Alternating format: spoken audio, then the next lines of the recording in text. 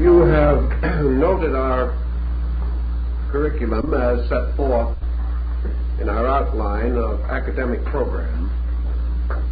You will note that one of the subjects which we have considered important is the philosophy of history. And so this evening we will present the first of a series of discussions bearing upon this subject. And as it seems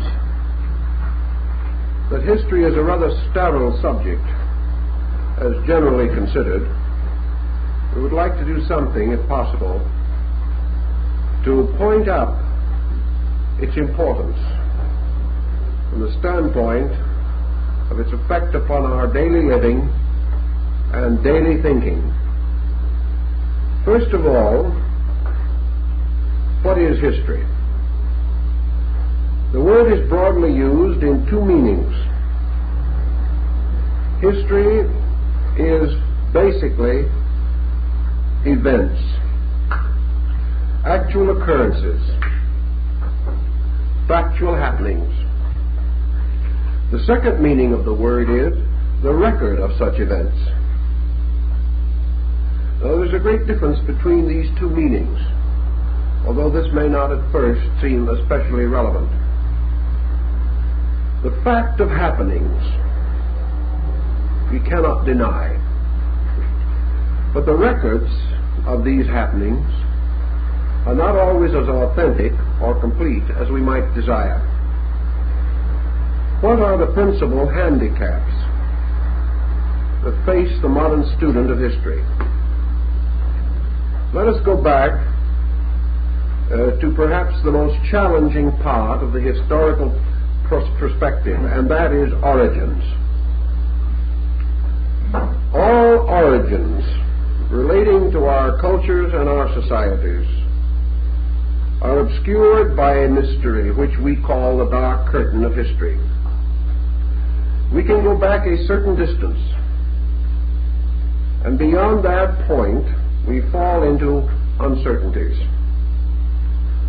Perhaps the greatest basic reason for these uncertainties is the inadequacy of ancient recording. Up to a period which we will describe later, man had no systematic way of preserving the records of his experiences. And this immediately gives us another interesting sidelight. Ancient history did not depend primarily upon the importance of events, but upon the nature of the materials upon which the records were kept. Thus, a vital and important incident recorded on a perishable medium may disappear, and did, whereas a less important event upon a more enduring medium, preserved upon stone, or cut into marble, or cast into bronze, may have continued for our admiration. So the first hazard of history was writing materials. The second hazard was that histories must be written, to a measure at least, by contemporaries, in order that later historians may draw upon source material. This material must have existed. And in each generation and each century, man determined, in the light of contemporary emphasis, that which was important and that which required or justified perpetuation. Thus, as we go backward in our historical research, we observe only certain episodes or incidents clearly preserved for us. For such reasons as this, ancient records relate primarily to religion and history. History in the sense of dynasties, rulers, princes, and powerful persons who profoundly influenced the psychological attitudes of their contemporaries. Likewise also, it was the king and the priest who had available the materials, the means for the perpetuation of accounts. It follows from this that the royal records and the ecclesiastical records are the oldest and the best preserved. Even in these, however, there are differences and difficulties. The fall of dynasties, particularly in Egypt, resulted in the obliteration of previous records. And the decline of faiths often caused old records to be destroyed by new cults wishing to remove all record of their predecessor. Thus we have vandalism as well as the natural circumstances of time gravitating against the preservation of history. We also realize that when histories are written by a limited group of persons, particularly privileged or prejudiced persons, we cannot depend entirely upon their validity. In the Greek period, one scholar stood very firmly and said, "The non-factual historian is a traitor to the ages." And this is true, essentially. Because if we receive biased accounts of previous occurrences, the important philosophical contribution of history is damaged.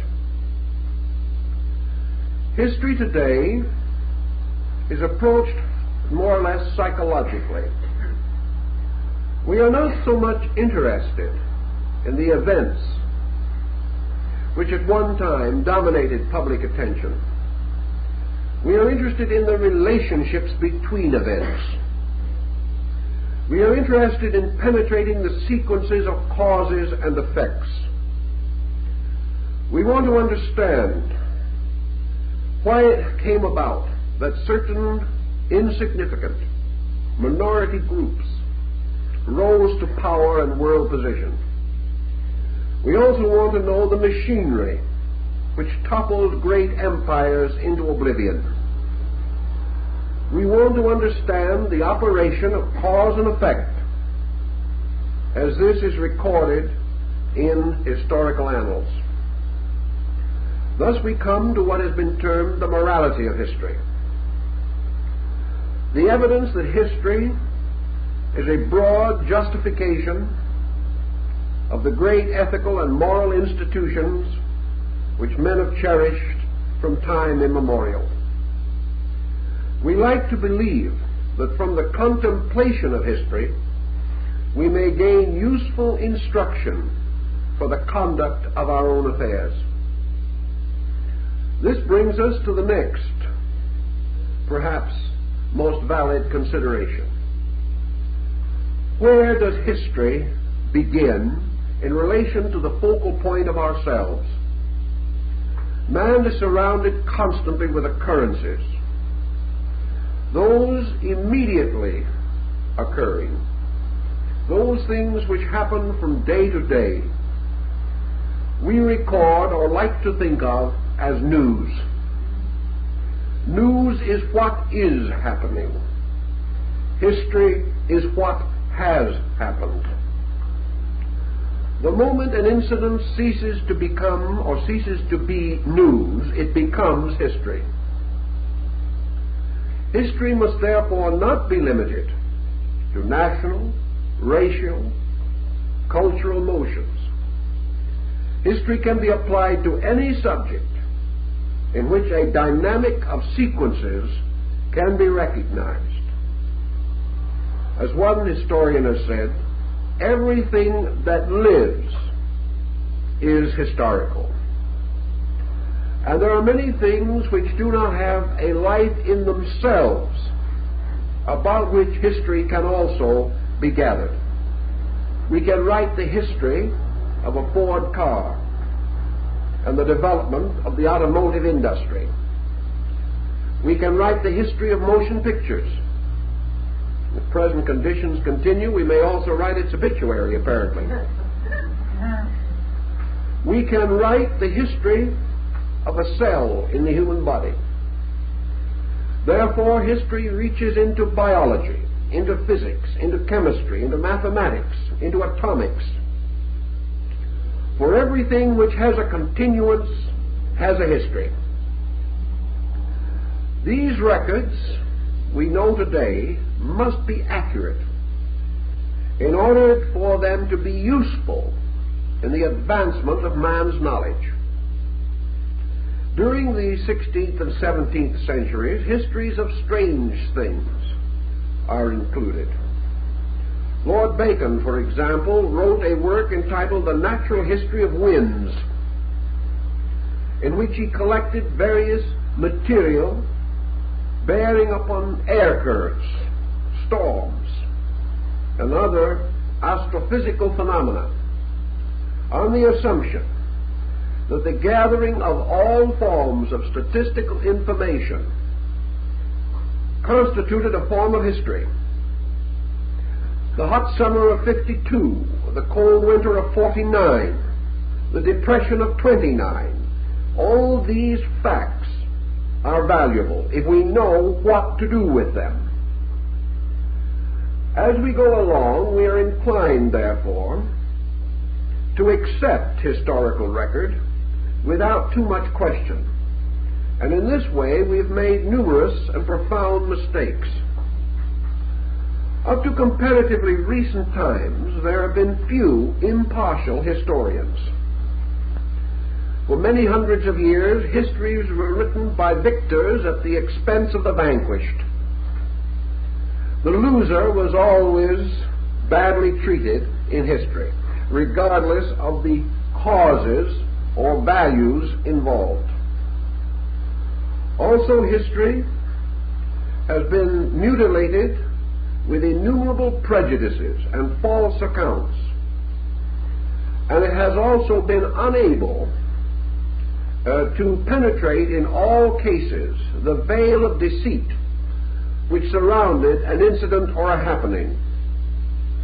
Thus, persons have been wrongly accused, false credits have been given, proper applause has been withheld, blame and censure have been misplaced.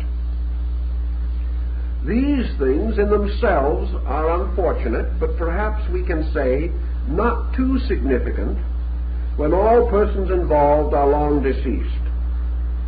The real significance lies in this philosophical descent of history, in which every error becomes a weak point in a chain of logic or in a chain of research, and may cause us to come to faulty conclusions about processes or attitudes which we should hold today. It is useless to say that the individual can escape history. History is a psychological force in the life of every person, even among so-called illiterate savage groups.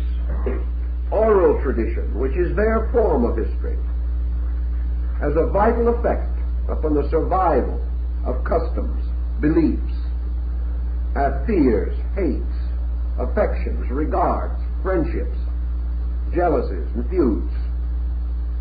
Perhaps the most desperately detrimental factor in European civilization has been its perpetuation of international, interracial, interreligious feuds, which have become the dead causes of continuing living disaster. Thus, history becomes vital to us. And until the 20th century, or certainly the 19th, very little effort was made to record the history of peoples. The so-called private citizen was forgotten by history. Into the limbo of blessed forgetfulness have flowed the careers of countless hundreds of millions of living persons. Yet these careers have not been totally and completely sterile. Some of the greatest achievements which we have today would have been impossible had it not been for the activities of persons not recorded at our time. Thus we have to fall back upon the collectives. We have to realize that almost all major changes in the destinies of collective groups have been the result of the activities of individuals. It has been estimated that in a generation such as ours today, the weight of the world's security and its advancement rests in the keeping of not more than 10,000 living persons. All the rest are dependent upon this small group in some way.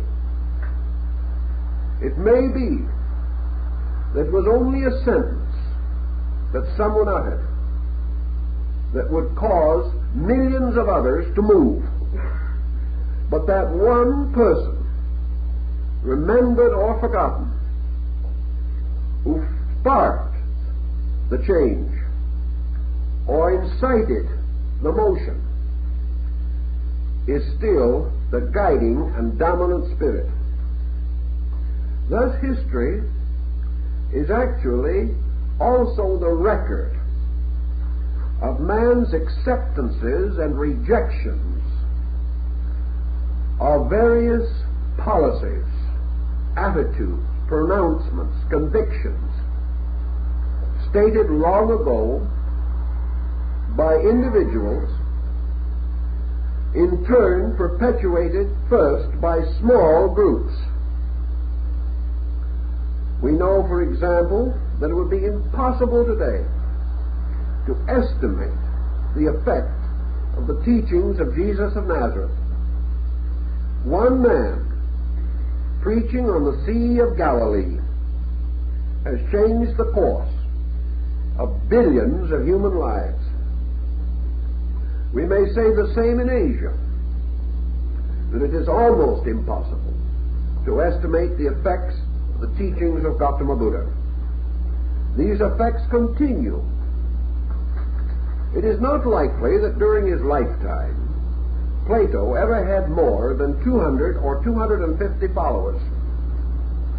Probably less. It is doubtful if the dialogues of Plato existed in more than 20 copies at the time of his death. And yet there is no political structure or social institution known to the civilized world today that has not been affected. These things have unfolded and continued, increasing in a strange and mysterious manner.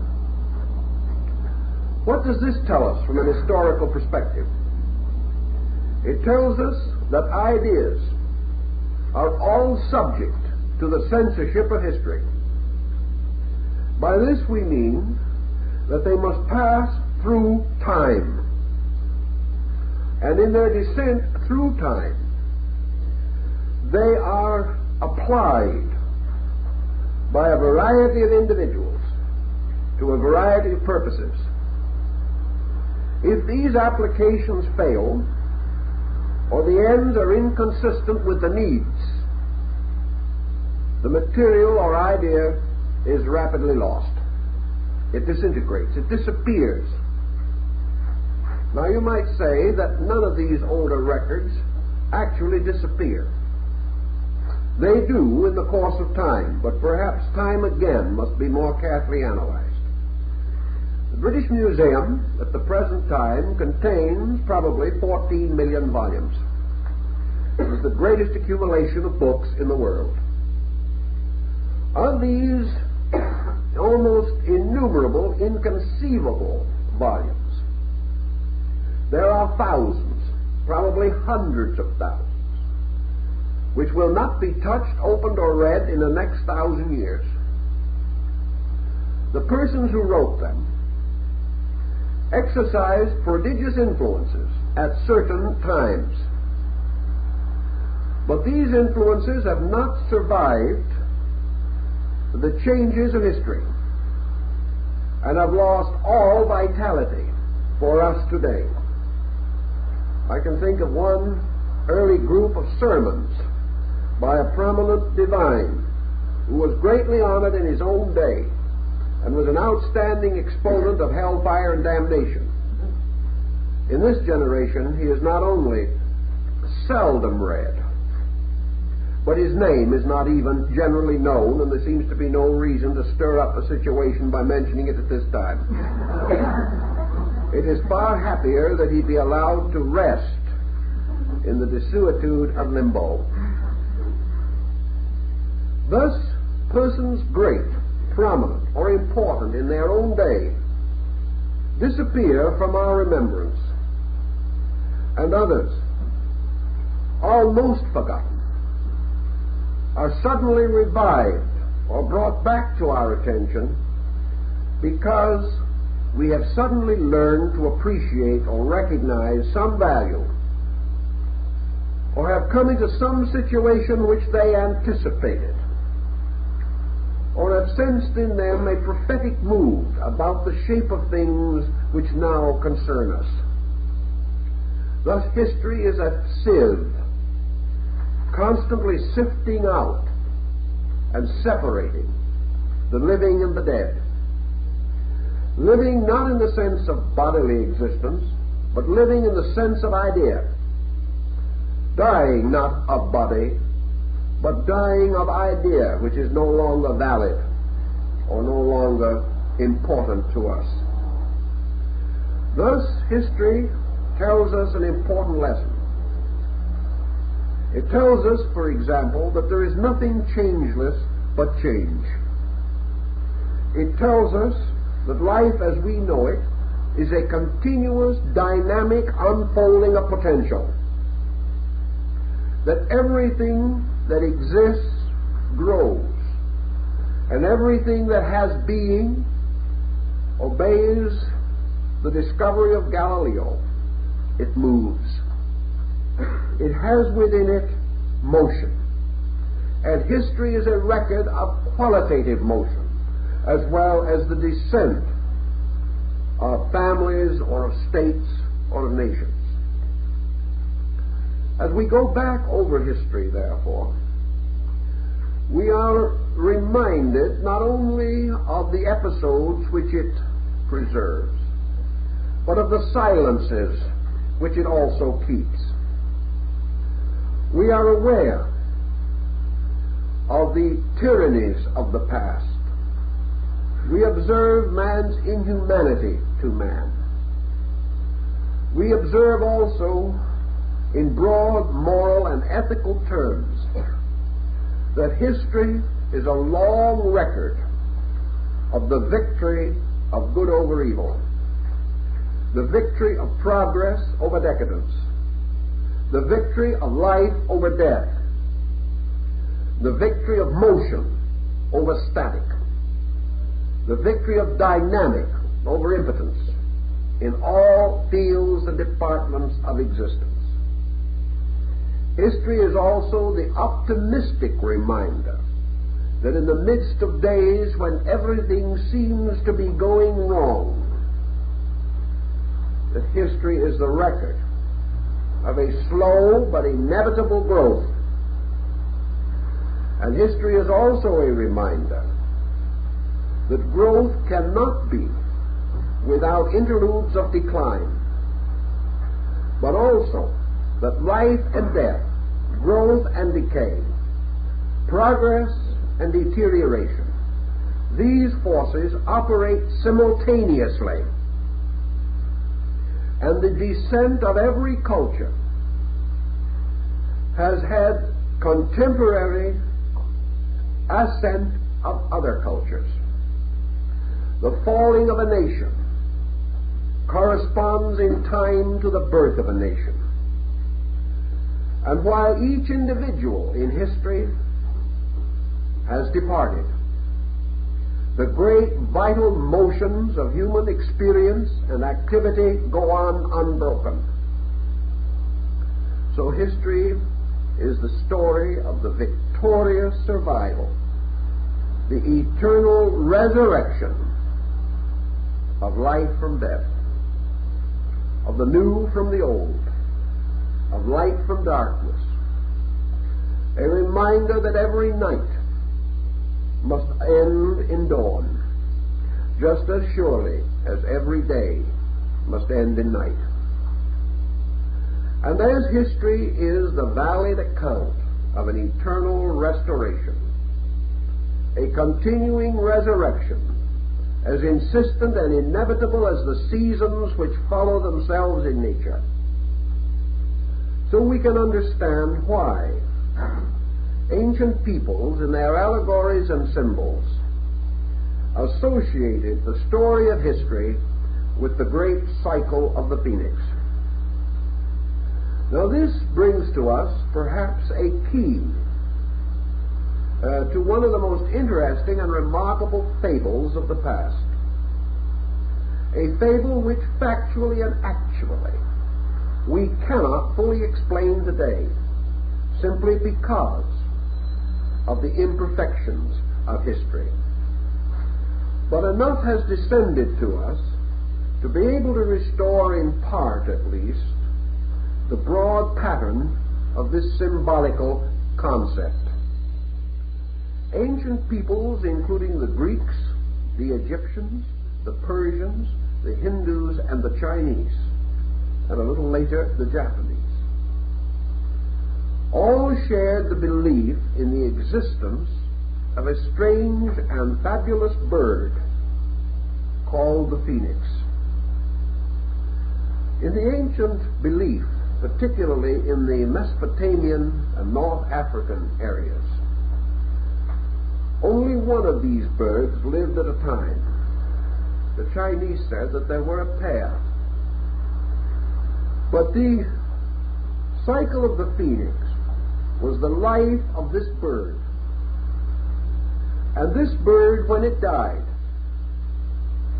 first built a nest of flames in which its body was consumed. And as it died, its body burst open, and the newborn phoenix came forth. Therefore it was born of fire and of death, and as such was represented in ancient symbolism, usually as a bird similar to an eagle, surrounded by flames, with wings spread, as though soaring upward to the sun. The phoenix to the Egyptians and most other ancient peoples was a symbol of immortality, but it was also the symbol of a time cycle. Rhodius and many others have left us records of the phoenix. Cicero mentions it, so does Seneca.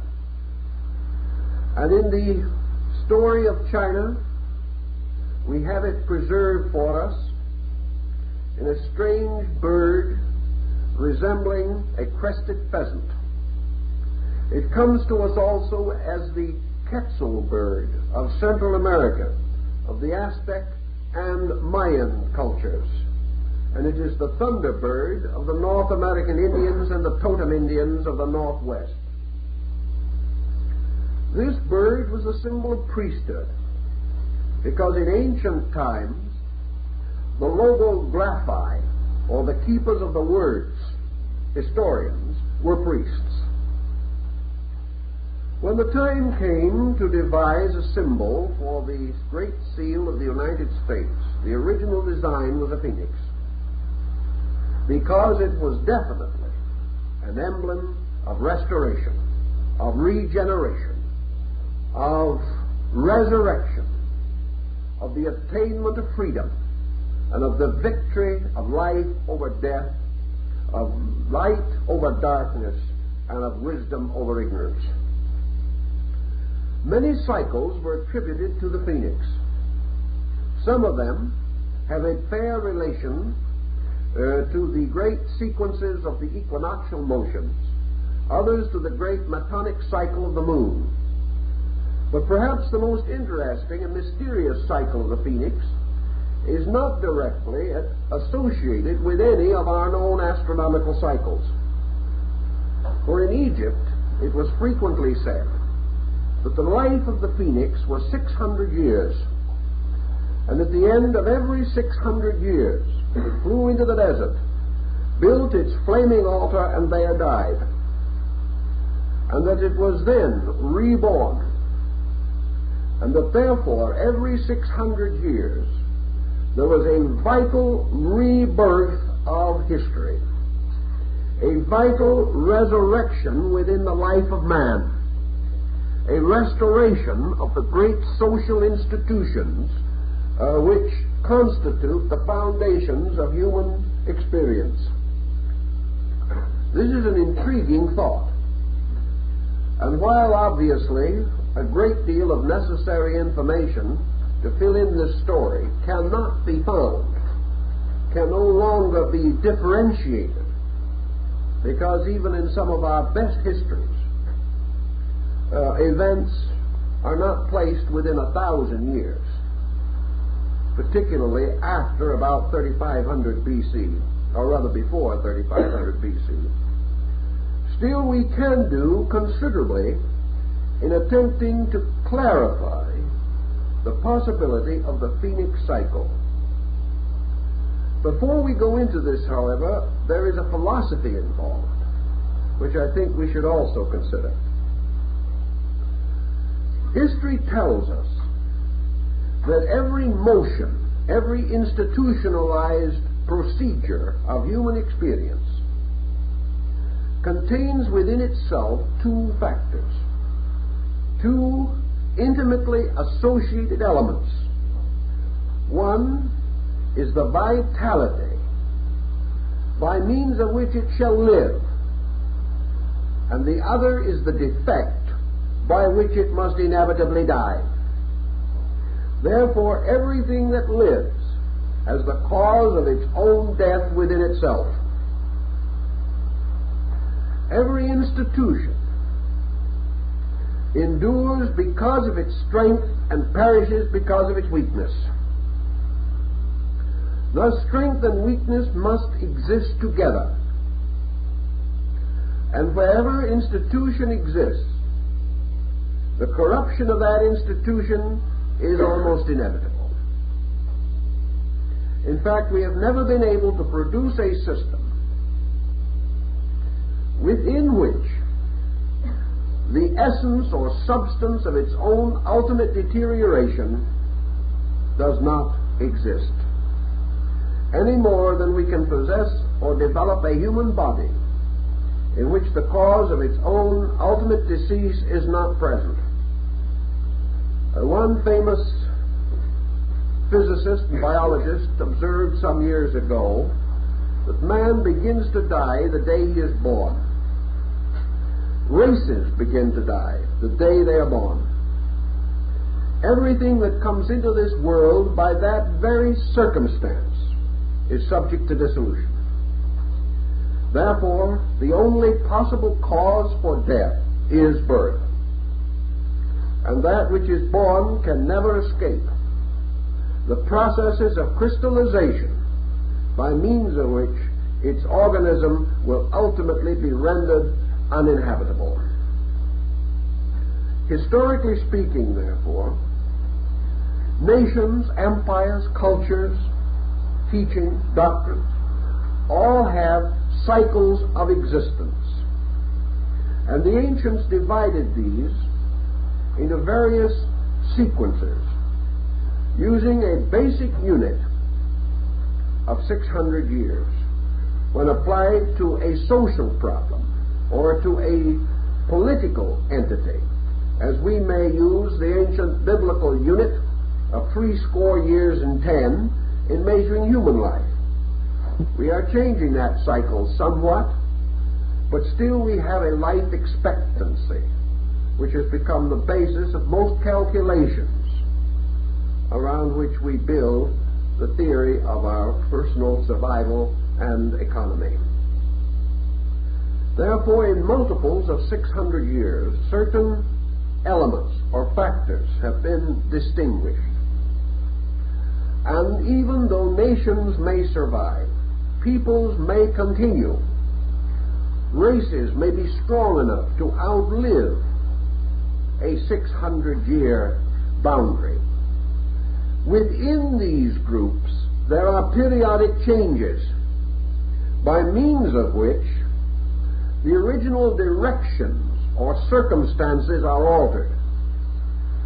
Therefore, it is rare indeed to find a philosophy that is not amended, a religion which has not been reformed, a nation, the government of which has not changed, or a cultural perspective which has not been modified in some way after a period of approximately 600 years. Or let us say at least that great and critical conditions have arisen in both the collective experience of total mankind and the more individual experience of racial and cultural groups, by means of which 600-year markers can be rather clearly indicated. In almost every instance that we can conceive, a reformation is actually a kind of resurrection. The purpose of a reformation is to bring something from darkness into light. In this way, correcting a serious error, restating the direction of a purpose, rescuing ideas from the crystallization of institution or organization, breaking away from decadence to preserve progress, or in more recent times, the rededication of institution to the service of individual. This being the outstanding motive behind social existence as it is today. Now, we've mentioned that it's pretty difficult to go back into the early periods of human life and find historic records which give us clear perspective. Such records as we will find, as already noted, will most likely be of a political or a religious nature in the early periods. The only other type of record that we may find will be an important mass motion of peoples, like a migration.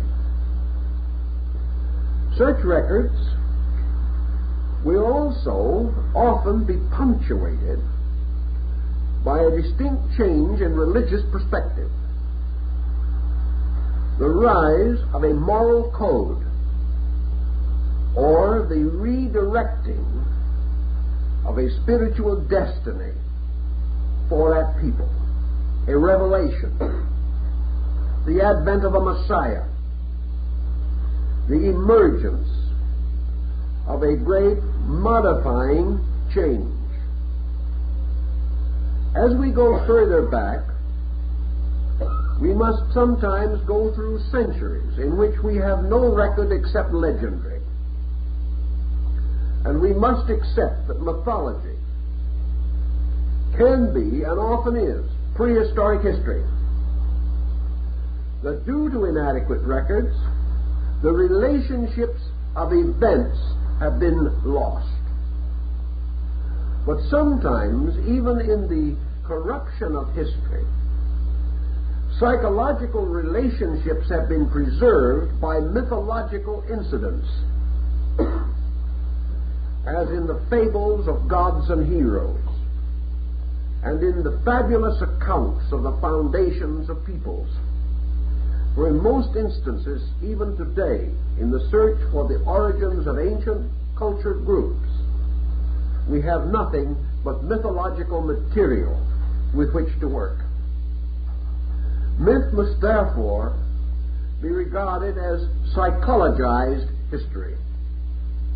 It must be regarded as man's attempt to validate the laws of cause and effect involved in the emergence of his own destiny from a prehistoric veil or from an unknown historical background.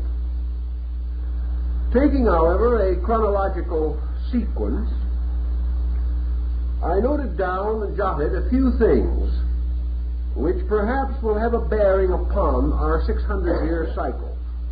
Now, these are not taken from a work in which this cycle was of the slightest significance.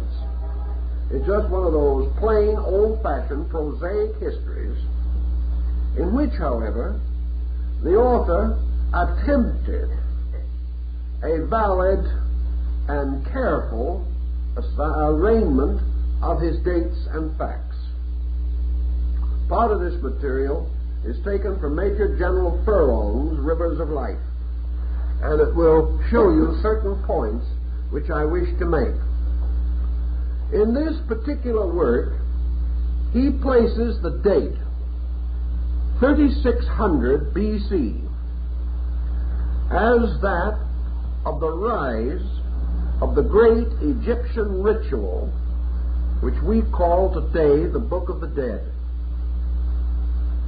He says that at that time, forces and persons unknown, because we know no name at that period of any individual, with the possible exception of a few pharaohs who were not the motivating factors, that at this time there arose among the Egyptians the great conviction of the immortality of man and the belief in a relationship, a moral relationship between conduct and spiritual destiny. In other words, at that time, the Egyptian took upon himself the full impact of the great funeral text or mortuary inscription beliefs that a good life, well lived, ensured the future state of the soul. This, therefore, would be a very great mark, because we know that such a belief did not exist at that time in the Grecian states, and we have no evidence even of its existence in Asia. No historical evidence. We have mythological report, which may be true. But General Furlong points out this date as a very certain one upon which to base one of the most important spiritual convictions, which were later, one of the convictions which were later to profoundly influence the entire record of human life. Dropping, in this case, down toward the Christian era, from 3600, 600 years, to about 3000 BC. And let us see what was happening at about that time that might have some bearing on us. According to the Hindus, this date corresponds approximately with the beginning of the Kali Yuga. Now, the Kali Yuga, or the Black Age, was to the Hindu the beginning of the great karmic age of retribution, which was to continue for 432,000 years. And we are now enjoying ourselves in about the 5,000th year of the Kali Yuga. And the Hindu, describing in his ancient sacred books the conditions of the Kali Yuga, says that during this great period, men shall remember and observe certain things. First, that every man who has an elephant shall be called a Raja. Substitute Cadillac for elephant, and I think you get the idea. In other words, every man who is rich is a prince. The second thing that will mark the era is that man shall depart from the law, and during the Kali Yuga shall develop great systems of philosophy or science which deny the existence of God. That was written 2000 BC. The third point in connection with the Kali Yuga, which was of great interest to the people of that time in attempting to predict the shape of things to come, was that during this great day of darkness, or this great era, the family and the home would collapse, and individuals would place their own satisfaction above common good on every level. We're doing all right with the Kali Yuga, but we are not too happy over it. Now it is interesting that this date should correspond in the Egyptian chronicle with the date of the death of Osiris. Now obviously the death of Osiris is a mythological date. Therefore we are quite possibly in the presence of an overlapping testimony of cycles. The death of Osiris is described in the Egyptian rituals as the end of the Golden Age, or the end of the age of the gods, differentiating between the divine kings and the human kings ruling the world. This date would correspond very closely with the concept, therefore, of the Kali Yuga. Kali meaning black, of course, and Yuga meaning age. This date further corresponds with the Greek mythological record of the Battle of the Titans, in which the gods were driven from the earth by giants, and the kingdom of heaven was overthrown, or at least was forced to retire from the active participation in the estate of man. This date then also corresponds with the ancient date of the founding of the oracles, which were to take the places of the direct contact between the divinities and humanity. And the beginning of the oracles would also correspond in the ancient Hindu doctrine with the beginning of the great age of the rishis, or the heaven-sent teachers, who were to link man and the gods. So in all these different cultures, the year 3000 BC is either historically or mythologically related to an incident which may be regarded as the end of a divine era, or an age of ancient things. Now, continuing on our descent, we come to the year 2400 BC. And for reasons which he does not give, the great German Orientalist, Professor Max Müller, says that the year 2400 is the year which dates the keynote of universal religion. This is interesting, that these dates should fall in these patterns.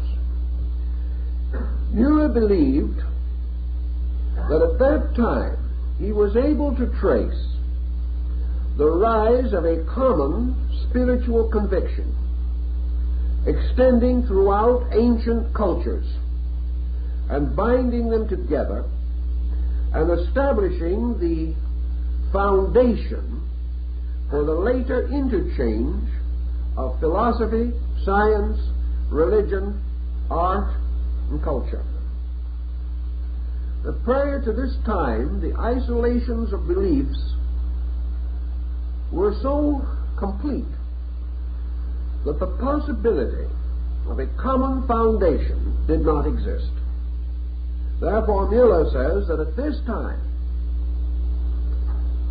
was to be placed the greatest single unfoldment of human hope toward a better time that marked the early period of history. This, I think, is well worth our attention. Continuing downward toward the Christian era, we then come to the year 1800 BC, which according to the Hindu record, marks the end of the period of the Vedas, or what is called the Great Vedic Era, and the rise of what was known in Asia as the Mantric period. Now, the Mantric period was that which marked the transition between law and intercession in religion. In other words, it was the beginning of the rise of the ethical religious concept in Asia as we know it. This does not mean that the earlier peoples had no ethics, but it does mean that at this time the ethical emphasis became to dominate religion, and religion began to separate itself from a legistic code, the eye for an eye and the tooth for a tooth concept, and began to move toward the forgiveness of sin and the doing good to those who injure us. It was a great period of truth and love rising victorious over strength and law. It was the victory of love over law, not the dissolution of law, but the reinterpretation of law, so that the strength of God and the power of God began to be deeply considered as the love of God.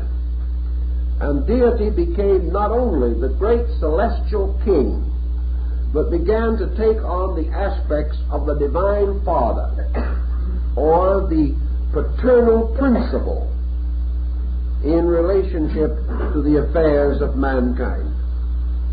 This period also corresponds fairly closely with the Jewish Exodus and the rise of another group of important culture factors, the rise of a powerful monotheistic teaching in both Egypt and the Near East, a redefinition of deity, and greater emphasis upon the worship of deity as this related to the continuance of the life and happiness of the individual. In other words, personal worship taking the place of state ceremonialism as a form of religious observance. The year 1200 in Asia, 1200 BC, dates the birth of Rama, the great avatar of Vishnu, and is the great cycle or period of the Ramayana, or the great classical work, which was also a powerful landmark not only in Asia but in other parts of the world. The Ramayana introduces us to a new concept of human relationships. It is the beginning of the glorification and deification of the natural relationships of human beings. In the Ramayana, the faithful husband and the faithful wife emerge as performing the ritual of faithfulness, that affection for one's brother, common regard for other human beings, emerges as part of the basic ritual of religion. So we see great and peculiar steps moving downward.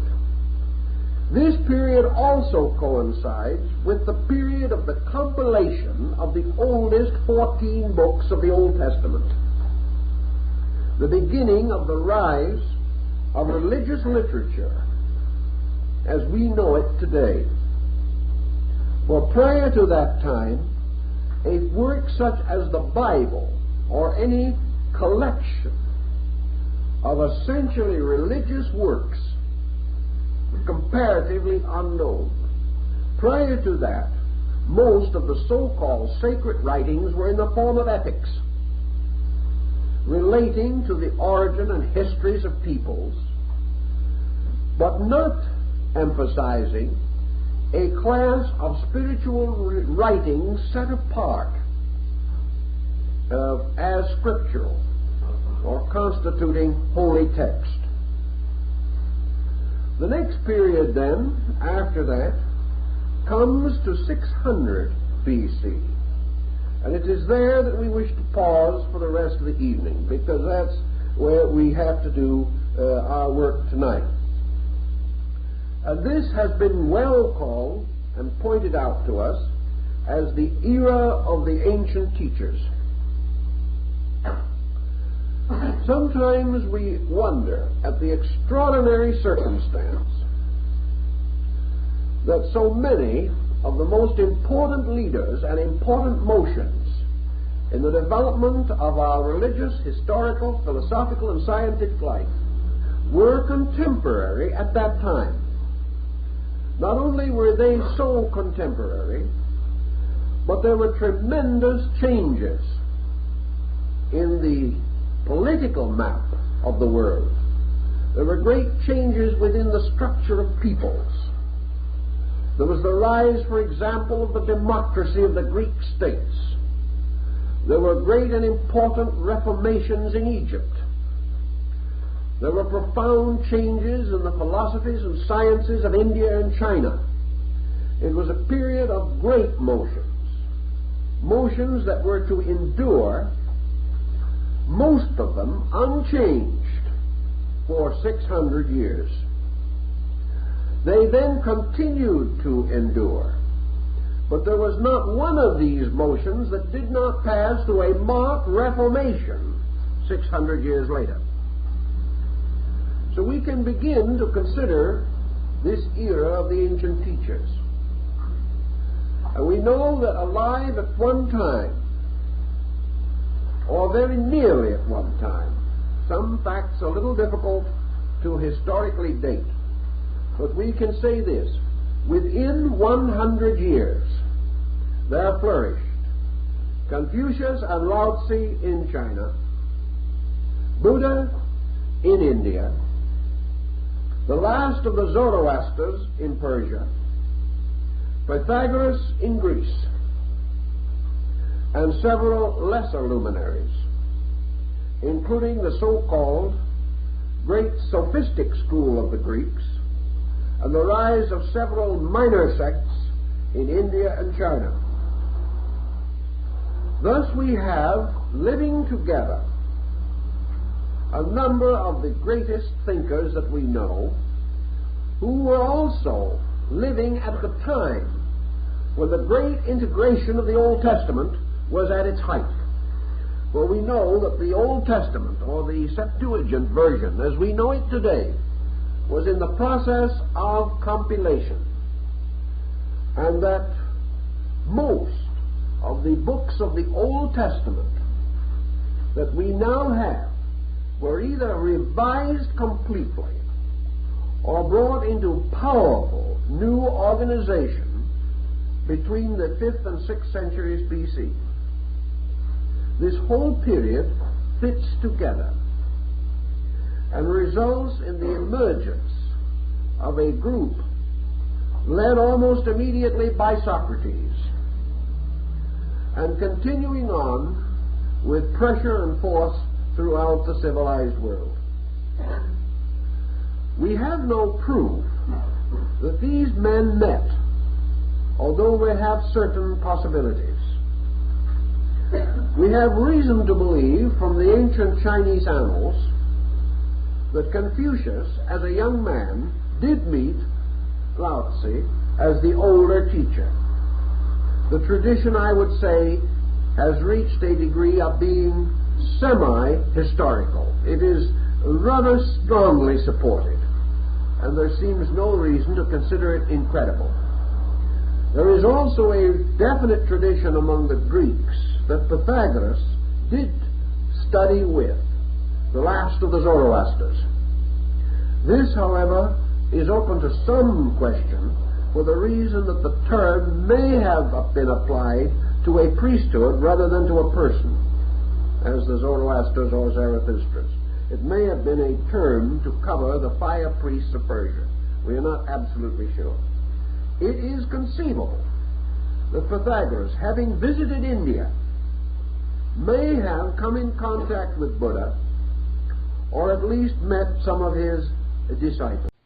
Produce simultaneously a type of instructor who usually is called forth by emergency. In the Bhagavad Gita, Vishnu is made to say, when virtue fails upon the earth, then I come forth. Now, at the time of Pythagoras, Greek culture was young. At the time of Zoroaster, the last Zoroaster, if he flourished 600 BC, Persian culture was old. At the time of Buddha, we can say that Hinduism was decadent. At the time of Confucius and Lao Tzu in China, we know that Chinese history was comparatively young and the culture comparatively strong. Therefore, we cannot say that these men appeared to read obituary rituals over the deaths of peoples, nor can we say that, like the seers of old, they came to stand at the cradle of new cultures. This cannot be said. What then do we find as the common denominator?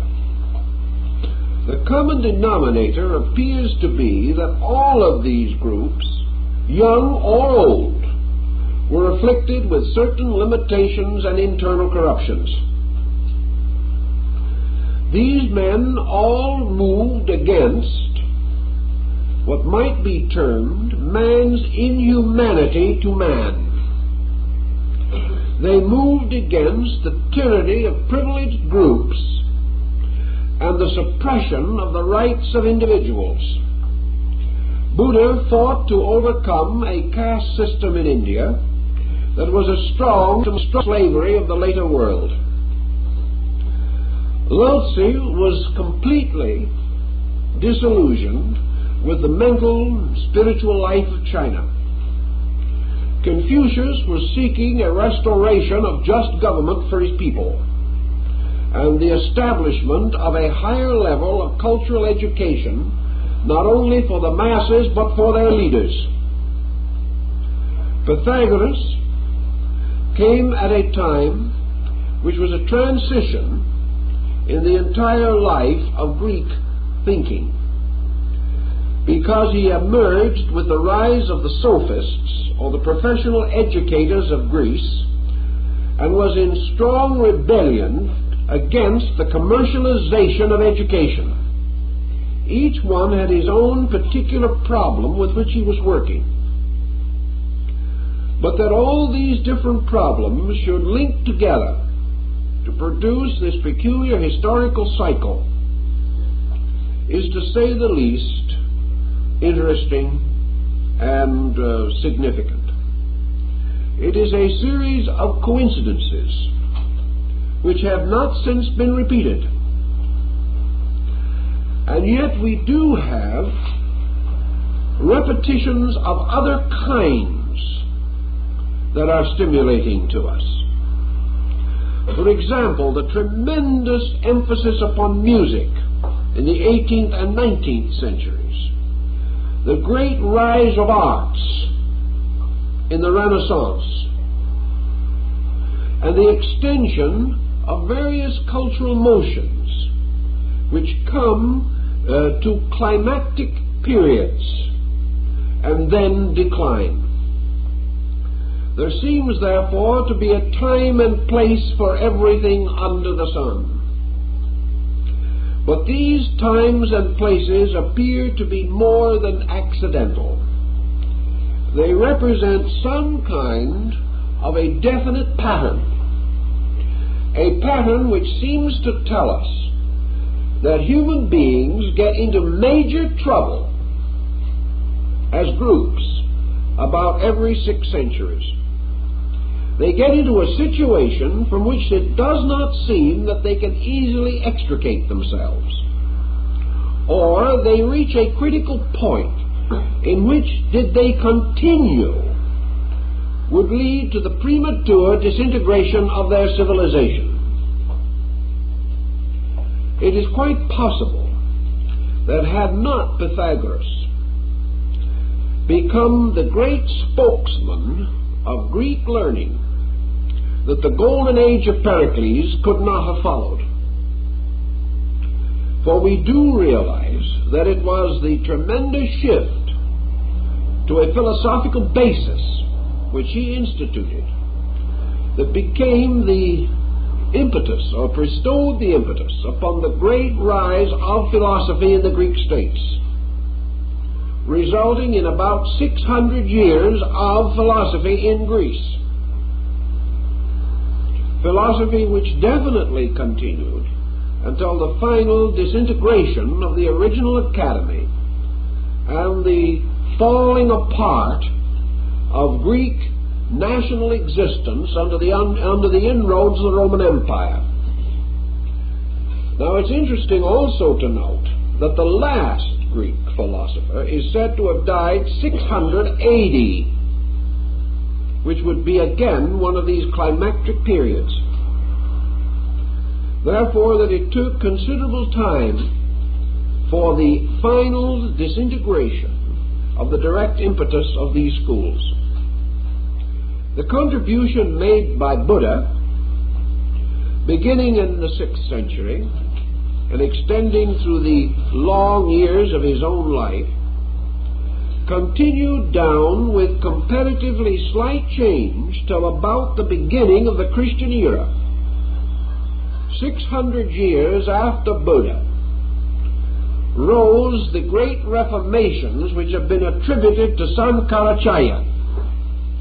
And these reformations resulted in the complete shift of Buddhism and the rise of the Mahayana, or great vehicle.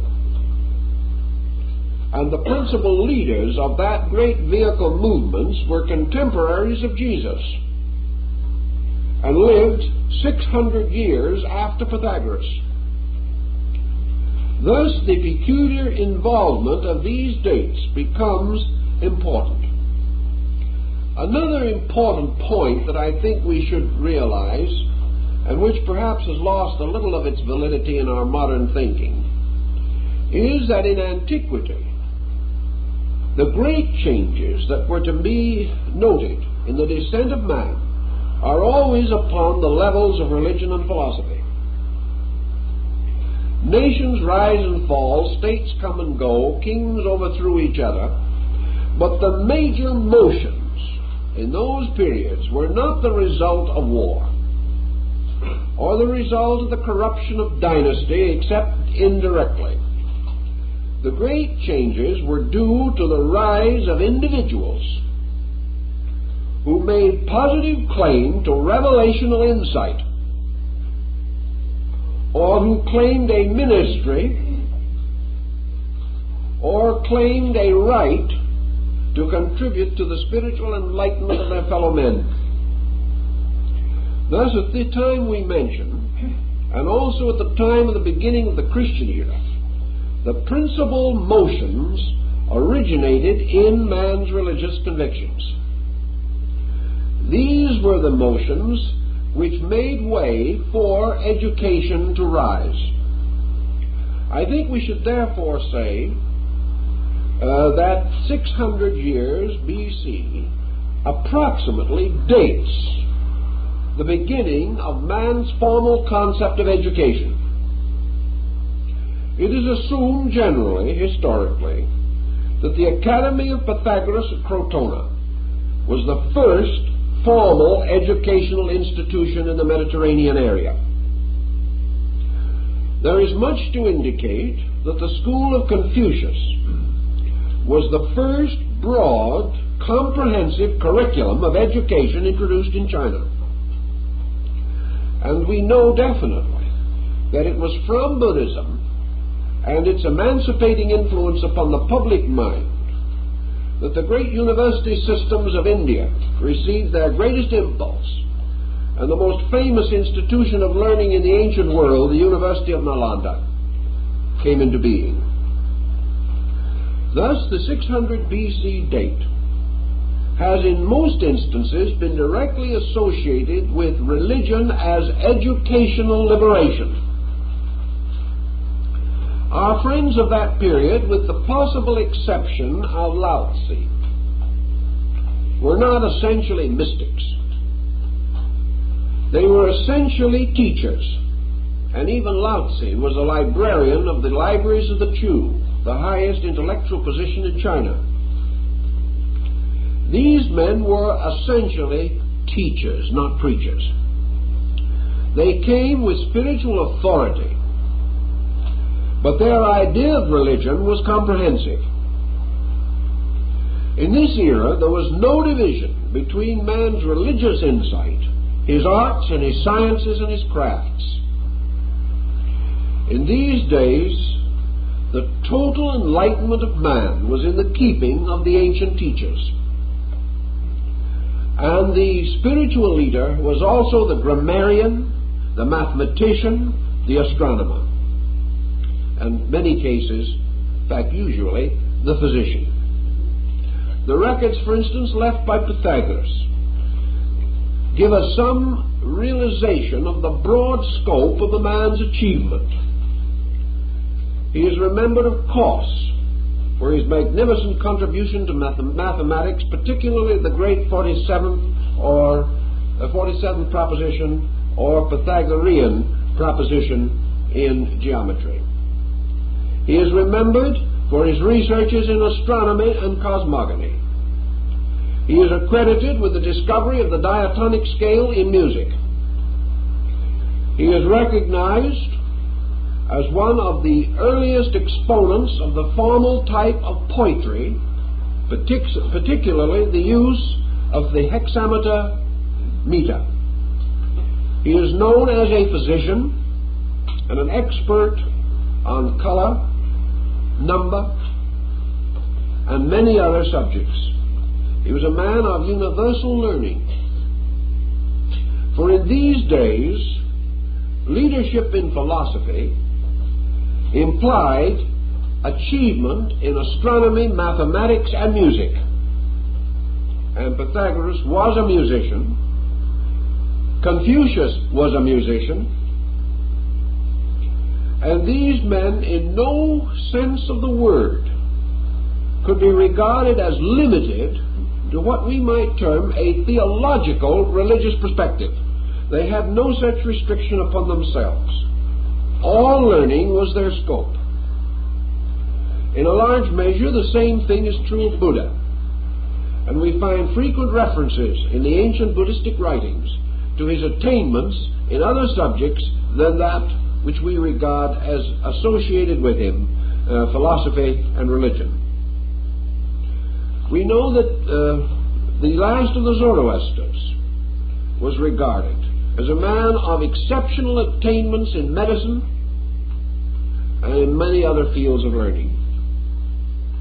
Thus we have a synthetic approach rather than an analytical one. And we find the outpouring of streams of intellectual energy aimed at preserving and sustaining the security of peoples. We have these men, and at the same period the rise of the great lawgivers of Greece, Solon, Pittacus, Periander, Cleobulus, the men who gave to Greece its great codes of law. We also have rising in China great systems of legislative code, and in this period also the rise of Chinese and Indian astronomy. They were rich periods of outpouring, and these outpourings became the strength of the various cultural groups. India remained essentially sound in its Buddhistic teaching for approximately 600 years. China enjoyed the great mystical revelation of Lao Tzu until about the beginning of the Christian era, when mysticism in this field began to move into other manifestations. Taoism is divided into three distinct periods. These periods corresponding again in timing with the Phoenix cycle. From these various considerations we come to a major one, therefore. Namely, that for some reason nearly every work of man must be subjected to powerful revitalization periodically. Today we will say, in all probability, that necessity produced the sage. That in some way it was the emergency in man's own nature that called upon his own brother man to rise and meet that need. I doubt if the ancients would have argued with this point of view, but they would also have pointed out that history, being the sequential unfolding record of events,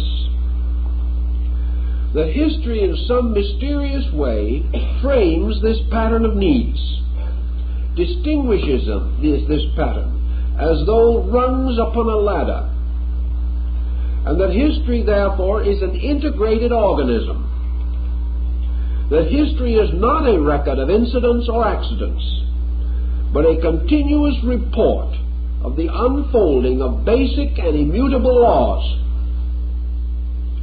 that these laws are under the control of cyclic energy. And we can gain certain sympathy in this thinking from Spengler's work on the decline of the West. In this work, Oswald Spengler points out that all great civilizations are cyclic, that civilizations are therefore composite human beings. And as man passes through birth, growth, infancy, maturity, and decline, so cultures have great cyclic patterns, moving inevitably from their humble beginnings with tremendous energy and little experience, to their ends, which is greatness of experience and exhaustion of energy. That things die of fatigue, and that when institutions die, a psychochemistry takes place.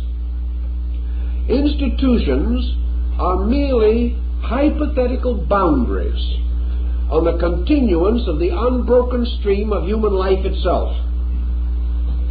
It may be that a pattern is exhausted, but the persons living in that pattern must in many instances survive it and must pass through what we call transition periods, periods of moving from one pattern into another.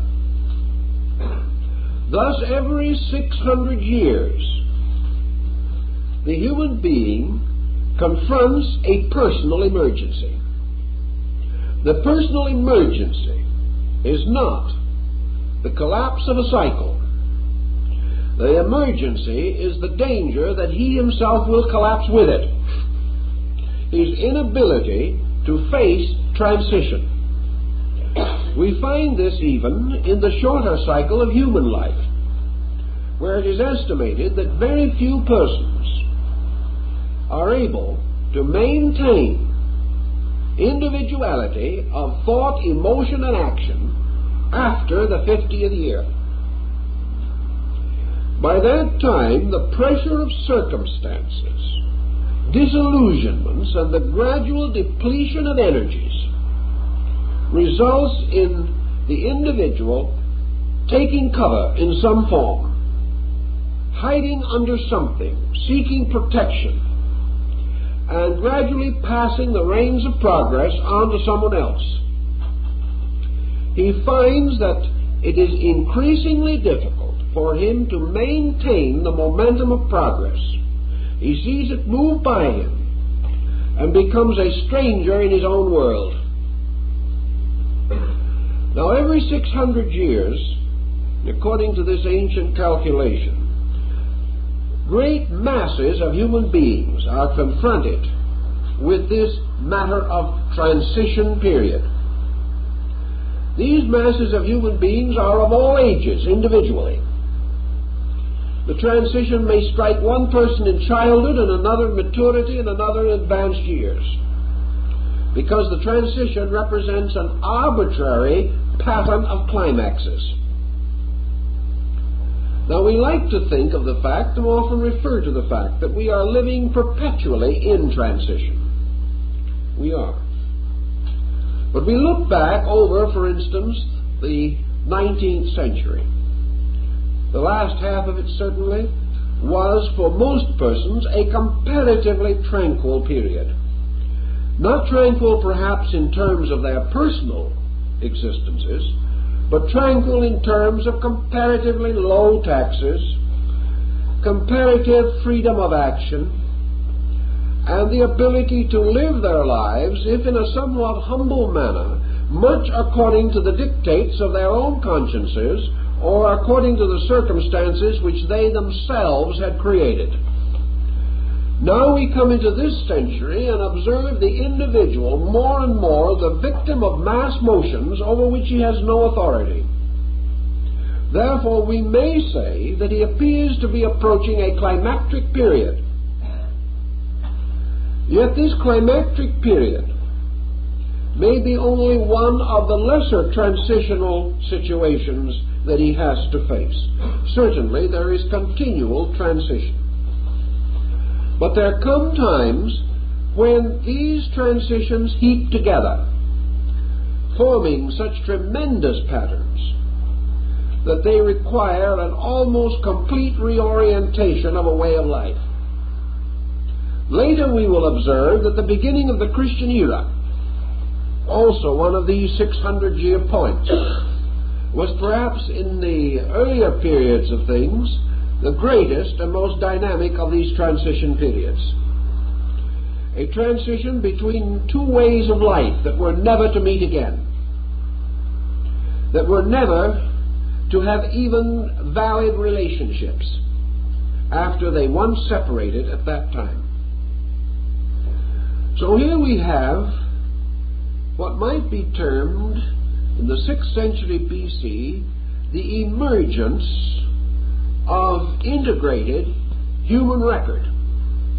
By some very strange circumstance, also perhaps difficult to classify, but obvious, the year 600 BC is often chosen by historians arbitrarily to represent what they consider the beginning of trustworthy, detailed, chronological descent of events.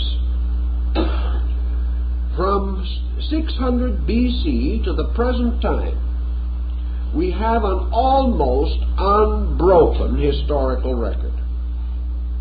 There are flaws in it, and there are weak points. But never do we get into the same dilemma again that existed in the year 700 BC, when we have almost no records of any kind. There was a broad dividing line. Why? Obviously because the training of men's minds under the impact of the philosophic system began to produce the type of thinking which related events, and also prepared for the more conscientious effort to explore history in terms of the mental and moral life of individuals. It was not until about 600 BC that we begin to find historical records of common people, if we want to call them that. Those uncommon individuals whose lives consisted only of ordinary circumstances, untouched by the great motions and glamours of high office. We begin at 600 BC to meet the farmer, the merchant. We begin to see emerging for us the little businessman. We have some contact with the musician, the artist, even the clown. We find the petty politician who never got anywhere coming out as a person. And we also find the interesting emergence of theater and the beginning of a psychological analysis of the foibles of human nature. We find men like Aristippus, and we find playwrights ridiculing the fallacies and foolishness of mortals. We see them picking on characteristics, and doing so in those happy days without fear of lawsuit. At that time, human character was in public domain, and you could say anything that you could get away with. Thus, whereas in the 10th or 12th centuries we are told that a certain king or a certain prince overthrew his enemies and built a monument to his own victory, or we hear that the priests of Delphi, one of the more common type of records, in that year reported a certain number of healings or a certain number of oracles, or that navigators brought back their spices from the Far East. We hear a few things of this nature. But on this side of the year 600, we hear of nagging families, delinquent children, fussy ancestors. We begin to hear of private lawsuits, of the individual who dared to differ with authority, the person who appears in the petty courts to solve a grievance. He is only a shadow, it is true, but he is there. So we begin to have the history of peoples. We begin to have the history of the little individual and his place in the large picture. We also begin to gain considerable information, as Wilkinson points out. For the first time we begin to know what people wore, what kind of shoes they had on. We learn a little of the trinkets that they wore, and we learn the secrets of Greek and Egyptian cosmetics, and also vital statistics on the brewing of beer. We get all kinds of things that we did not know anything about before. So on this side of that critical point, humanity as we know it today comes into view. Now, it could not have come into view and would have been meaningless had not this division period resulted in the rise of what we term today acute observationalism. Our philosophers began to accept the challenge of the Egyptian, who said that the proper study for mankind is man. So attention began to be turned upon man. And from the sheer contemplation of divine matters and a recording of the activities of Olympian deities, history begins to take on the coloring of the human being, his relationship to history, and his relationship to the changing patterns of the day in which he lived. From this date, therefore, we must, theoretically, found our observational psychology. For we know that at that time the records were established, the analyses were made, the clinical observations were recorded, which made possible the work of men like Freud, Adler, and Jung. For from that time on, we begin to see a human being moved by compulsions, harassed by neuroses, burdened with frustrations, and valiantly struggling to adjust himself to the insecurity of his own internal life. Thus the emphasis upon all these elements of growth and the almost complete obscuration of politics.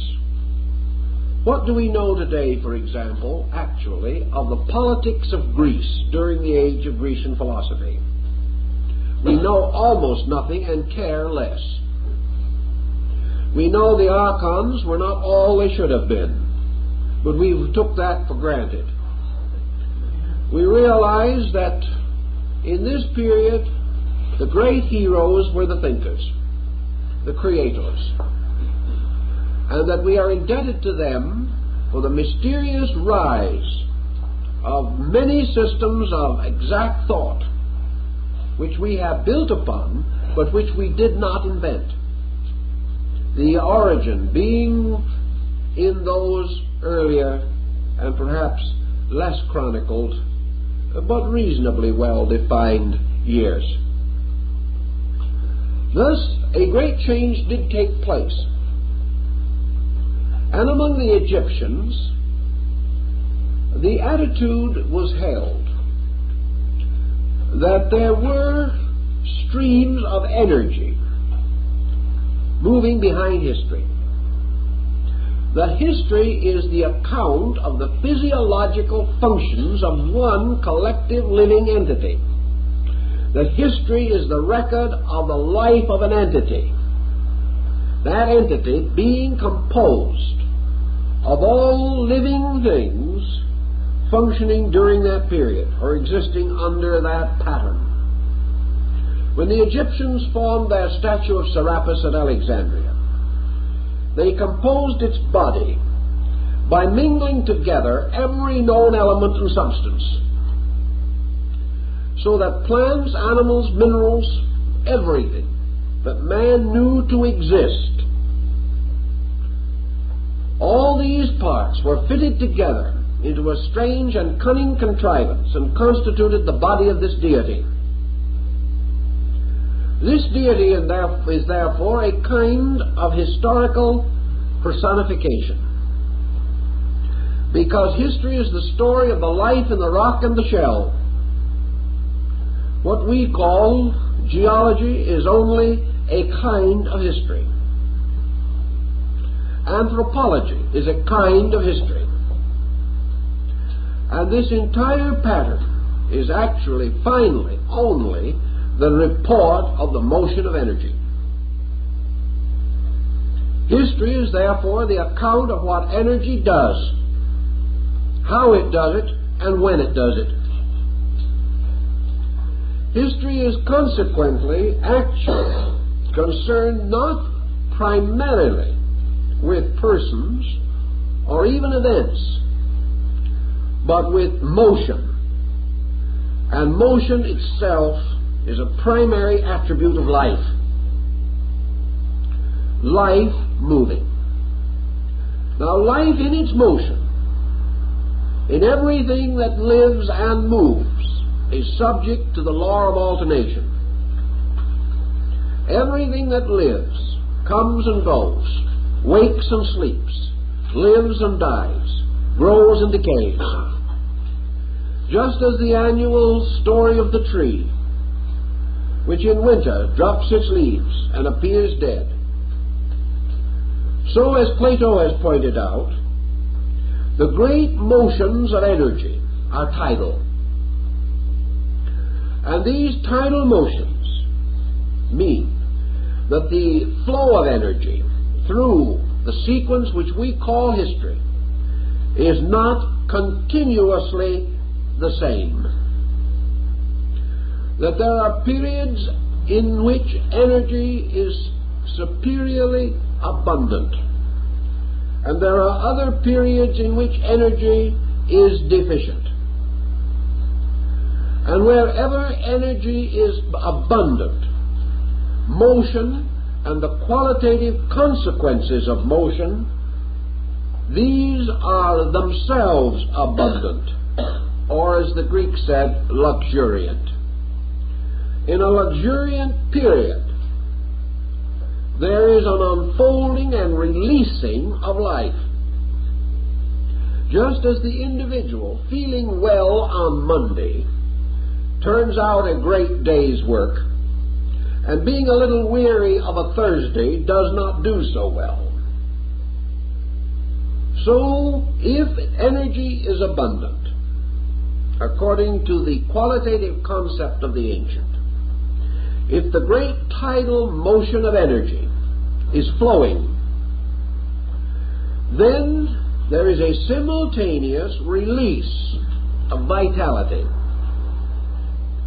Now, in many parts and levels of the world, obviously such release is again conditioned.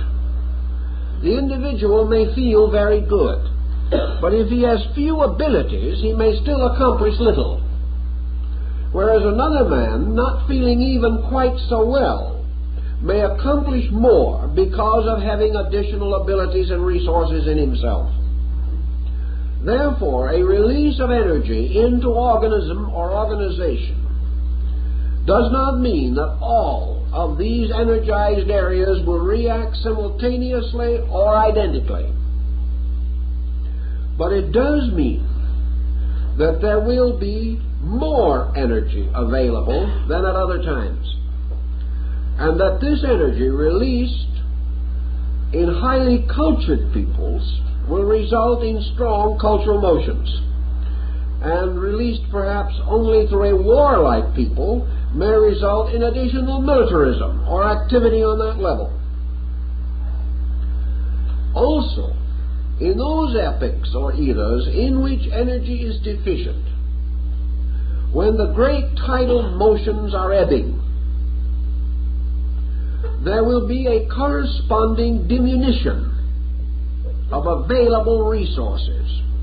And this diminution, according to the Greeks, is notable first in the most sensitive areas of man's cultural existence.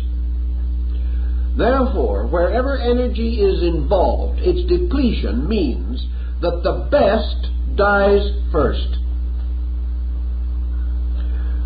That which represents the use of the most subtle energies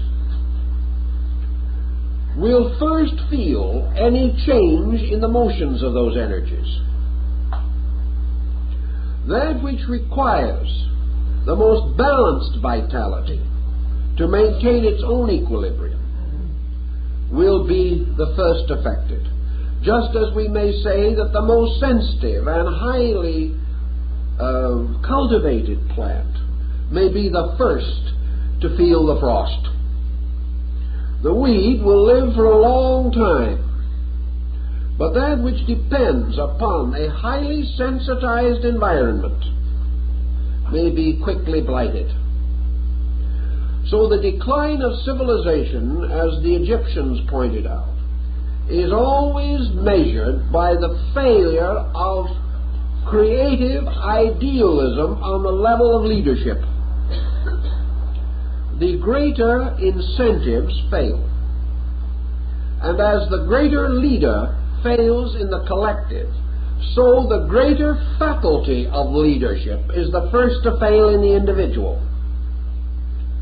Under a blight, therefore, ideals, inspirations, creativity, these are the first to suffer.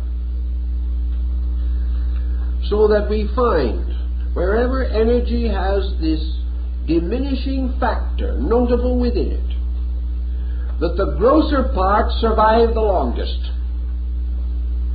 and therefore that a soul may perish in 1 century, but the body may not die for 1, 2, or 3 centuries more. Just also as the decline in organization may result in senility, in which the body may endure, but the faculties are no longer capable of active function.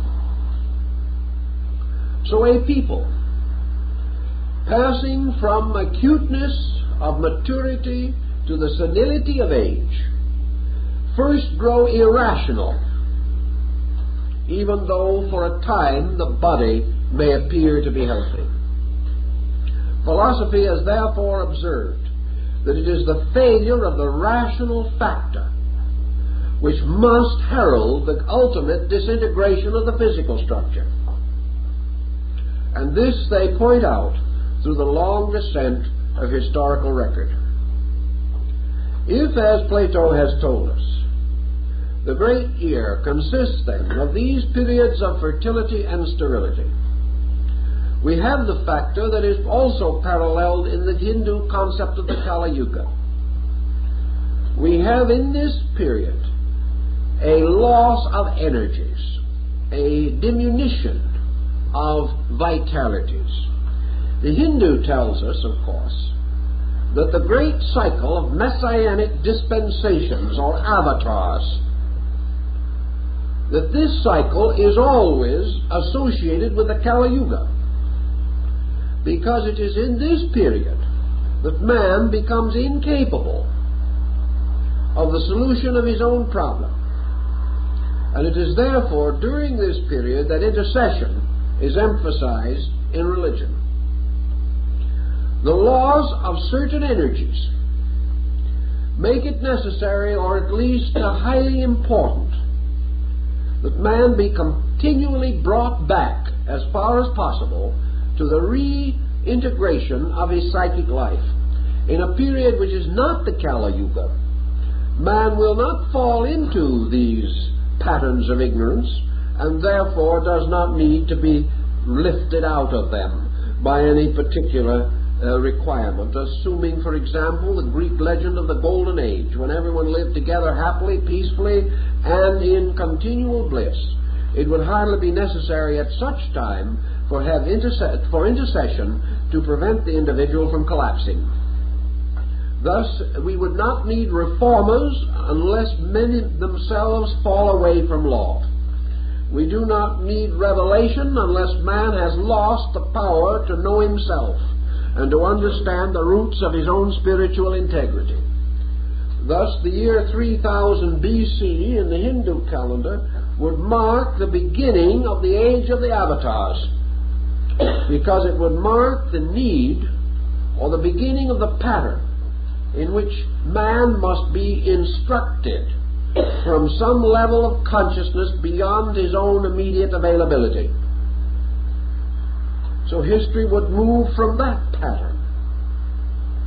Now, as these things go from their various sequences, if we are dealing with the Phoenix cycle, we know that this cycle does not end in death. That the Phoenix cycle ends always with the concept of resurrection. We must therefore also realize that energy moving through the body of history may, like the Phoenix, have only one body at a time, because it is a collective thing. It is using all body. But that the Phoenix is never unembodied. For when its time comes to die, it builds its own nest of flames and perishes on it, which might be another way of stating the old phrase that we make our own beds and then have to lie in them. In other words, we have a strange historical peculiarity of how civilizations disappear in flames of some kind. Not fire as we see it, but in the holocausts of the collapse of great cultural motions which usually lead to temporary pandemonium. But before its actual death, or at the moment of death, the body of the dead bird breaks open and the young newborn phoenix is liberated to fly to the altar of the sun at Heliopolis and pay offerings and tribute to the great gods. The great gods being in this case, of course, the symbols of the great universal laws that cannot be violated. So the death of the phoenix is always a birth process. And the great critical periods of historical dissolution have always been periods not only of the throes of death, but of the travail of birth. Things are born out of death forever, even as creativity is born out of disillusionment, and the greatest hope of man is born from his deepest despair. Thus, in the Phoenix cycle, all of the things which ended with the death of the old phoenix were brought forth and made new by the restoration of the new phoenix. In this case, the rise of the great era of the teachers, who become the embodiments or personifications of the Phoenix cycle, or the Phoenix energy. If you study the period of 600 BC, you will see how a great tradition, about 600 years old and in its own infirmity, had reached the point where it could no longer sustain progress, where it could no longer liberate man from the psychological pressure of tradition. So just as the ancient American Indian in Central America burned all his records every 52 years and declared himself free from the past, so every so often in this holocaust of the death of the phoenix, man must burn the bridges of tradition by which he limits and restricts his own action. We see this also in the problem of personal living.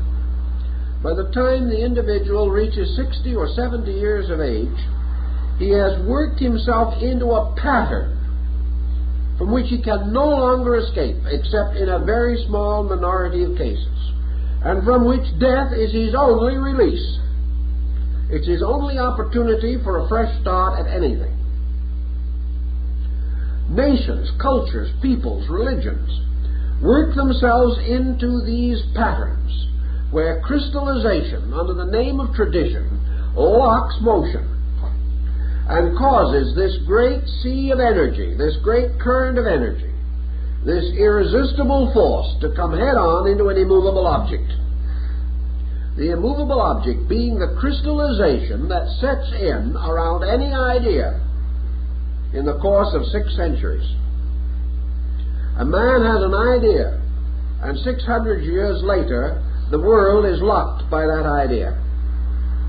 Man hasn't realized that ideas must be perpetually new. We cannot live by the ideas of the past. We can use them. But if we say this was revealed infallibly and inevitably, and to this we must abide, 600 years from now, that law, that rule, will be a complete prison upon us, locking us utterly.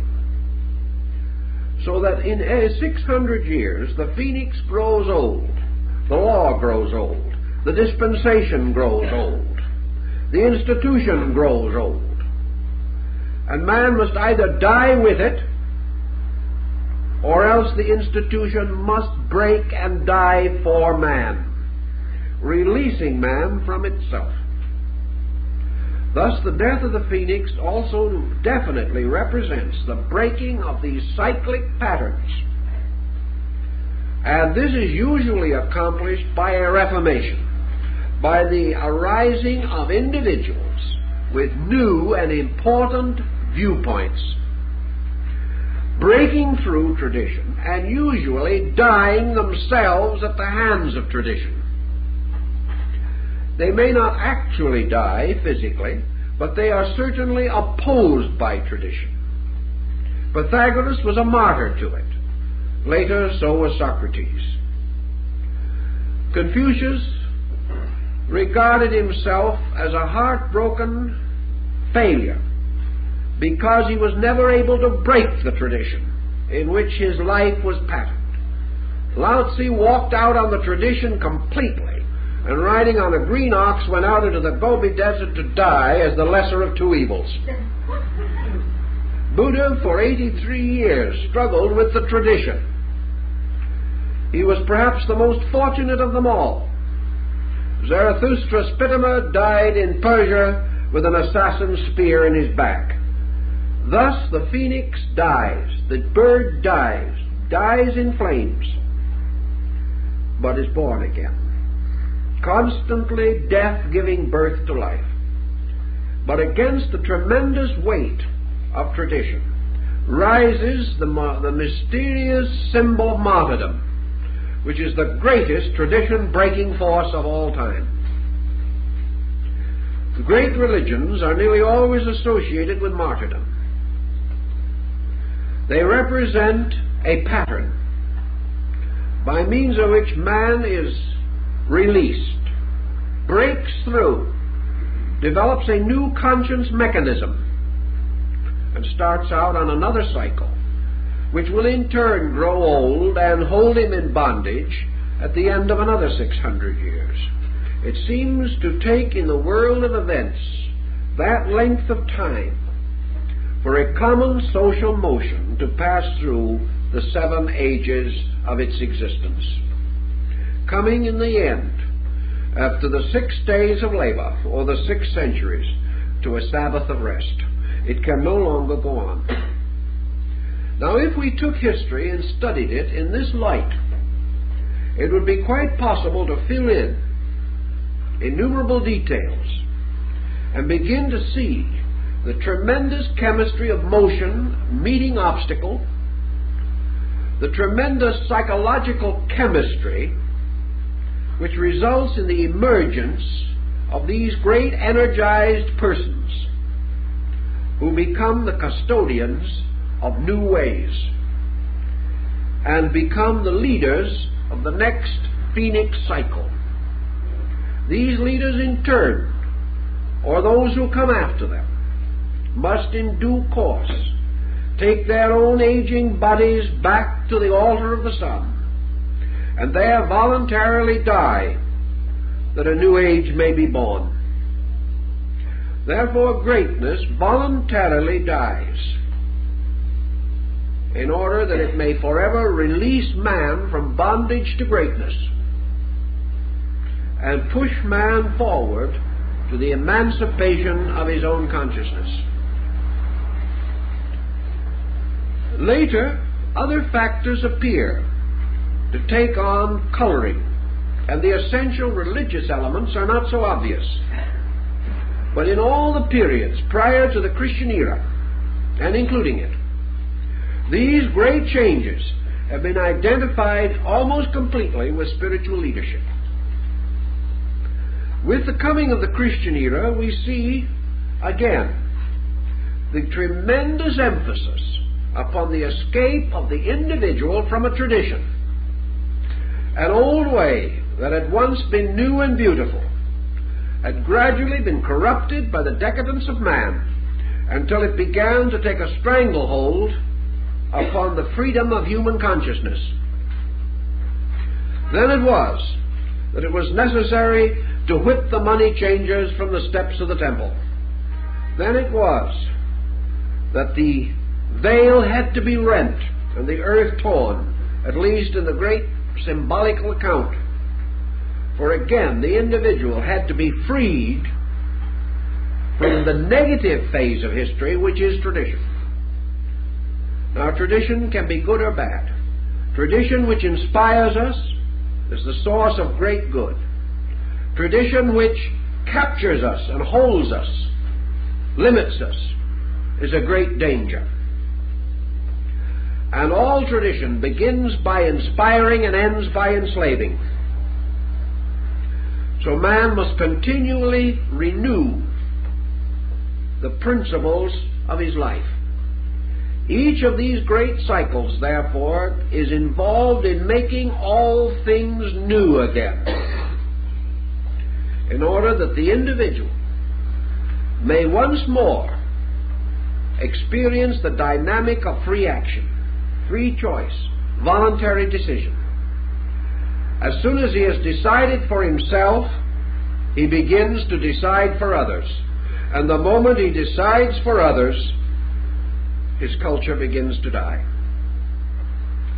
The moment he denies to another the right he demands for himself, he begins to lock and enslave.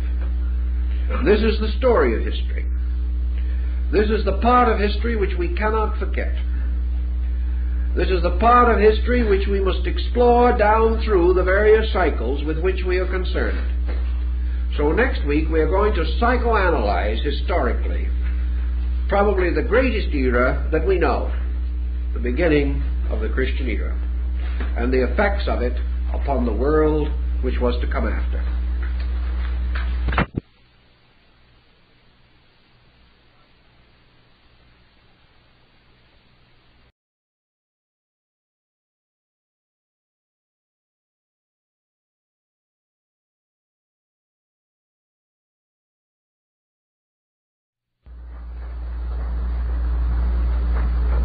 You have noted our curriculum as set forth in our outline of academic program. You will note that one of the subjects which we have considered important is the philosophy of history. And so this evening we will present the first of a series of discussions bearing upon this subject. And as it seems that history is a rather sterile subject, as generally considered, we would like to do something, if possible, to point up its importance from the standpoint of its effect upon our daily living and daily thinking. First of all, what is history? The word is broadly used in two meanings. History is basically events, actual occurrences, factual happenings. The second meaning of the word is the record of such events. Now, there's a great difference between these two meanings, although this may not at first seem especially relevant. The fact of happenings we cannot deny, but the records of these happenings are not always as authentic or complete as we might desire. What are the principal handicaps that face the modern student of history? Let us go back to perhaps the most challenging part of the historical of previous occurrences. The important philosophical contribution of history is damaged. History today is approached more or less psychologically. We are not so much interested in the events which at one time dominated public attention. We are interested in the relationships between events. We are interested in penetrating the sequences of causes and effects. We want to understand why it came about that certain insignificant minority groups rose to power and world position. We also want to know the machinery which toppled great empires into oblivion. We want to understand the operation of cause and effect as this is recorded in historical annals. Thus we come to what has been termed the morality of history. The evidence that history is a broad justification of the great ethical and moral institutions which men have cherished from time immemorial. We like to believe that from the contemplation of history we may gain useful instruction for the conduct of our own affairs. This brings us to the next, perhaps most valid consideration. Where does history begin in relation to the focal point of ourselves? Man is surrounded constantly with occurrences, those immediately occurring, those things which happen from day to day, we record or like to think of as news. News is what is happening. History is what has happened. Perpetuation. Thus, as we go backward in our historical research, we observe only certain episodes or incidents clearly preserved for us. For such reasons as this, ancient records relate primarily to religion and history. History in the sense of dynasties, rulers, princes, and powerful persons who profoundly influenced the psychological attitudes of their contemporaries. Likewise also, it was the king and the priest who had available the materials, the means for the perpetuation of accounts. It follows from this that the royal records and the ecclesiastical records are the oldest and the best preserved. Even in these, however, there are differences and difficulties. The fall of dynasties, particularly in Egypt, resulted in the obliteration of previous records. And the decline of faiths often caused old records to be destroyed by new cults wishing to remove all record of their predecessor.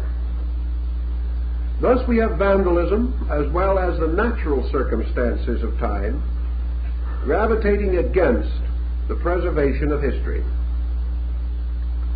We also realize that when histories are written by a limited group of persons, particularly privileged or prejudiced persons, we cannot depend entirely upon their validity. In the Greek period, one scholar stood very firmly and said, "The non-factual historian is a traitor to the ages." And this is true, essentially. Because if we receive biased accounts, the moment an incident ceases to become or ceases to be news, it becomes history. History must therefore not be limited to national, racial, cultural motions. History can be applied to any subject in which a dynamic of sequences can be recognized. As one historian has said, everything that lives is historical. And there are many things which do not have a life in themselves, about which history can also be gathered. We can write the history of a Ford car and the development of the automotive industry. We can write the history of motion pictures. If present conditions continue, we may also write its obituary, apparently. We can write the history of a cell in the human body. Therefore, history reaches into biology, into physics, into chemistry, into mathematics, into atomics. For everything which has a continuance has a history. These records, we know today, must be accurate in order for them to be useful in the advancement of man's knowledge. During the 16th and 17th centuries, histories of strange things are included. Lord Bacon, for example, wrote a work entitled The Natural History of Winds, in which he collected various material bearing upon air currents, storms, and other astrophysical phenomena, on the assumption that the gathering of all forms of statistical information constituted a form of history. The hot summer of 52, the cold winter of 49, effective, and that is origins. All origins relating to our cultures and our societies are obscured by a mystery which we call the dark curtain of history. We can go back a certain distance, and beyond that point we fall into uncertainties. Perhaps the greatest basic reason for these uncertainties is the inadequacy of ancient recording. Up to a period which we will describe later, man had no systematic way of preserving the records of his experiences. And this immediately gives us another interesting sidelight. Ancient history did not depend primarily upon the importance of events, but upon the nature of the materials upon which the records were kept.